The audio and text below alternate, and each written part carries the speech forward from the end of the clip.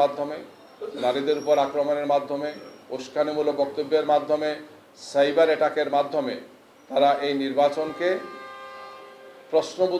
প্রশ্নবিদ্ধ করা এবং সাধারণ মানুষকে উদ্বেগ এবং উৎকণ্ঠার মধ্যে ঠেলে দেওয়ার একটি হীন অপপ্রয়াস তারা চালাচ্ছেন। আমরা জাতিকে, বাংলাদেশের মানুষকে আমরা আহ্বান জানাতে চাই, আসুন আমরা সবাই মিলে ঐক্যবদ্ধভাবে একটি নতুন বাংলাদেশ গড়ার জন্য আমরা এগিয়ে যাচ্ছি। 2024-এর 5 আগস্টের বিপ্লব আমাদেরকে সেটি শিখেছে যে ফেসিবাদ এবং তার দোসররা এই দেশের যে ক্ষতি করেছে, আগামীর বাংলাদেশ, আগামী নির্বাচন, সুষ্ঠু সুন্দর নির্বাচনের মাধ্যমে যে নির্বাচিত সরকার আসবে তার উপর অনেক বড় দায়িত্ব, অনেক চ্যালেঞ্জ তাকে মোকাবেলা করতে হবে। এক্ষেত্রে আমরা সবাই সম্মিলিতভাবে সেই বাংলাদেশ গড়ার দিকে এগিয়ে যাব এবং সেই বাংলাদেশ গড়ার জন্যে আমাদেরকে একটি সুষ্ঠু সুন্দর গ্রহণযোগ্য শান্তিপূর্ণ নির্বাচন উপহার দিতে হবে।